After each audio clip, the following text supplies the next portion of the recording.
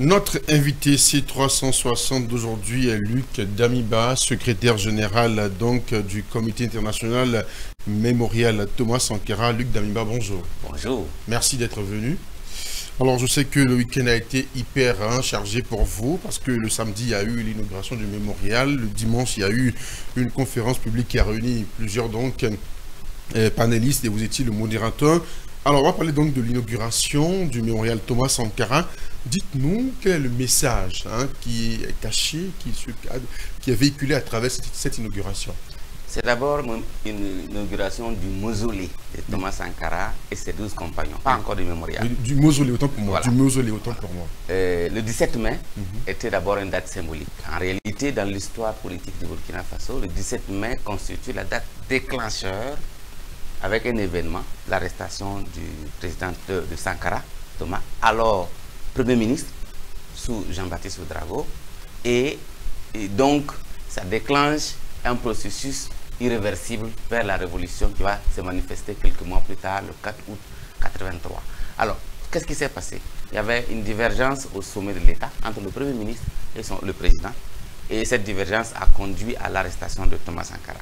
Et suite à cela, il y a des manifestations d'étudiants et une partie de l'armée qui s'est divisée, qui s'est rebellée, on peut dire comme ça, entre guillemets, et qui s'est retranchée à Pau pour faire la résistance. D'où au moment où d'autres civils ont rejoint la résistance à Pau. Donc il y avait maintenant deux camps. Le camp de loyalistes, comme on le dit, qui sont avec, donc au niveau de l'armée, qui sont avec Jean-Baptiste, et les camps qui sont avec Sankara. Mais Sankara était en prison. Donc, voilà. Il fallait donc Blaise conduisait la résistance à Pau, et c'est à ce moment-là qu'ils sont organisés pour faire une descente à Ouagadougou pour réussir le coup d'État du 4 août 83. Donc voilà la date symbolique pourquoi on a choisi le 17 mai pour faire renaître Sankara. Parce que vous vous rappelez, pour ceux qui sont au Burkina, le corps de Sankara a voyagé au moins en 3-4 endroits différents. Bien sûr à Dakar, mais entre-temps, il n'y avait plus de tombes. Pendant 8 ans, Sankara n'avait plus de corps. Et aujourd'hui, maintenant, il est au niveau du Conseil de l'Entente, de l'ex-Conseil de l'Entente, devenu Mémorial Thomas Sankara, où il y a des tombes dignes de ce nom pour lui et ses 12 compagnons. C'est ça le symbolique qu'on voulait donner. La révolution a commencé le 17 mai, et Sankara régnait le 17 mai pour nous donner espoir. Alors, donc, pour celui qui vit cette inauguration-là, c'est l'espoir, c'est l'incarnation de l'espoir, de l'objectif, donc, d'un Burkina Faso nouveau. Oui, vu le contexte politique qu'on a, je pense que parmi les actes terroristes que le Burkina a connus, l'assassinat de Sankara constitue le premier acte terroriste. Pourquoi je dis ça? Parce que si vous liez le contexte actuel, du terrorisme qui est devenu un outil, un instrument de domination de l'impérialisme, évidemment, tuer Sankara était une façon pour l'impérialisme de revenir sous une autre forme. Donc c'était un premier acte terroriste.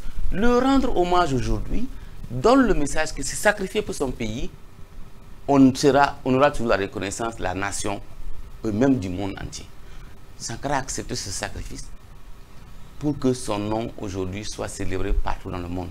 Sankara est dans le cœur des gens, dans l'esprit des gens, dans les actes des gens, et c'est ça, être célébré en hommage. Et je crois que la renaissance de Sankara, c'est tout ça. Aujourd'hui, vous avez vu toute la sympathie que les gens avaient pour Thomas Sankara, lui l'ont transféré pour Ibrahim Traoré.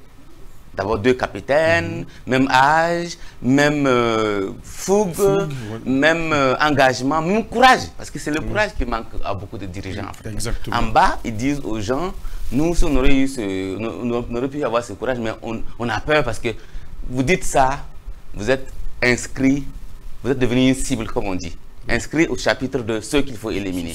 Évidemment, tout le monde n'a pas ce courage de s'inscrire dans cette ligne. Mais on a une différence importante. Aujourd'hui, on est dans l'espace AES. Ibrahim Traoré n'est plus seul, il n'est pas seul à s'inscrire dans cette ligne où ils se mettent sur le viseur des tireurs d'élite qui est l'impérialisme. Alors l'autre chose, hein, l'inauguration du mausolée Thomas Sankara, c'est un projet parmi le grand au milieu du grand projet. Pourquoi avoir choisi d'abord cette inauguration dans ce grand chapitre de projet qu'est le mémorial? Oui, bon, c'était déjà l'urgence. Pourquoi c'était l'urgence? Je vous ai dit qu'endant pendant 8 ans, le corps de Sankara n'avait pas de où se mettre. Ils étaient dans les boîtes entre les mains de la justice, après le procès. Il y a eu des disputes entre les familles, bien sûr, voilà, qui ne voulaient pas... Ce clos aujourd'hui, pour nous, c'est un débat qui n'a plus lieu. Ce clos, l'État a tranché. Exactement. C'est un ancien président, c'est un ancien militaire, son corps appartient à l'armée, son corps appartient à l'État. Les deux, bien que le fait d'être ancien président, quand vous mourrez, c'est l'État qui s'occupe de votre enterrement et de votre inhumation. Et c'est ce qui s'est passé pour Thomas Sankara. Donc il fallait déjà faire quelque chose pour réhabiliter la tombe et donner voilà, un endroit digne de ce nom pour son corps. Donc c'était notre première préoccupation. Cela passant, les autres infrastructures qui arrivent, l'État a créé un projet qui s'appelle Projet de construction des infrastructures du mémorial Thomas Sankara. Une durée de vie de 5 ans, peut-être renouvelable, mais ce projet est ambitieux et veut construire sur 20 hectares plusieurs types d'infrastructures vraiment culturelles, touristiques et pédagogiques, surtout pédagogiques, parce que c'est un mémorial que nous ne voulons pas que ça ressasse juste le passé. C'est un mémorial que nous voulons qu'il soit orienté vers ouvrir un boulevard pour l'avenir. Pourquoi pour l'avenir?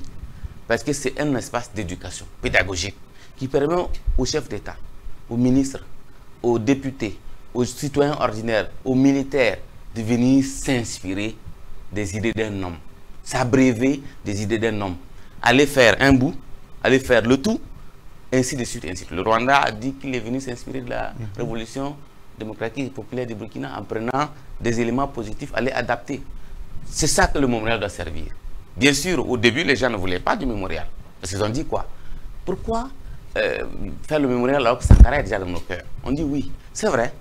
Mais pour les jeunes générations qui vont venir dans 50 ans, qui n'ont même pas entendu parler de lui, c'est bien d'avoir quelque chose de concret, de physique, sur lesquels ils peuvent venir regarder des images, regarder, écouter les sons, se familiariser et maintenant se faire leur propre opinion et maintenant adhérer à l'idéal Sankara ou non. Ça dépend. Donc nous on s'est dit oui, non, les gens ne voulaient même pas de statue. On a dit qu'il y a des gens qui disent oh non, pas besoin de statue pour Sankara. Oui, tous ces gens-là ont raison d'une part. Mais il faut satisfaire à tout le monde. Il y avait aussi un autre groupe qui voulait quelque chose de physique. Donc le mémorial c'est quelque chose de physique. Mais nous savons déjà que Sankara n'est plus quelque chose de physique. Sankara est maintenant devenu esprit. Et c'est ça qui est important. Donc le mémorial est un lieu de production d'esprit. Et donc c'est par ça qu'il va falloir commencer d'abord. Alors l'autre chose, maintenant le mausolée est là.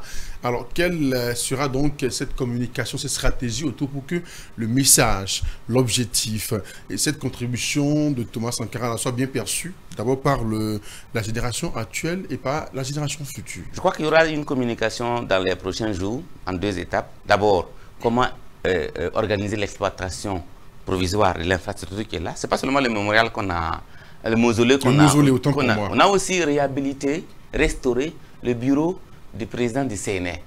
Le président Thomas Sankara avait son bureau là-bas. Pour ceux qui ne connaissent pas l'endroit, Sankara avait 2 bureaux. Quand il dit 2 bureaux, il avait le palais présidentiel, c'est officiel, où il reçoit les visites officielles. Les audiences et tout. Voilà. Mais il avait aussi le bureau du Conseil national de la Révolution, le CNR. C'était lui le président du CNR, où les militaires qui ont pris le pouvoir et les civils, bien comme je vous ai dit, le 17 mai c'était un encouragement civil-militaire, se retrouvent. Les CDR, c'était le lieu de rencontre pour les discussions d'ordre politique, d'ordre. C'est là où les décisions importantes se prenaient. C'est au niveau du Conseil de l'Entente, donc au niveau du siège du CNR. Donc c'est pour ça qu'on a restauré ce bureau-là, pour permettre aux gens aussi de voir comment il était, comment il travaillait, modeste, simple et pertinent. Parce qu'il passait des nuits là-bas. Il dormait même souvent dans une pièce attenante. Là, il passait la nuit là-bas. Il passait plus son temps au conseil que souvent même à la présidence. au palais présidentiel. Alors, l'autre chose, hein, on va peut-être bifurquer un peu, il y a aussi cette série d'artefacts et de, qu'on appelle de documents de Thomas Sankara qui a été récupéré aujourd'hui. Où en est le projet? Alors, on avait fait une première phase, on a eu beaucoup. Vous avez vu que ceux qui passent là-bas vont voir une guêpe militaire. Exactement. Sankara. On a retrouvé à partir de cette campagne qui a été lancée. On a d'autres. On est toujours en train de chercher son pistolet que le Nord-Coréen l'avait offert. On est toujours en train de chercher sa bague. On est toujours en train de chercher sa guitare rouge.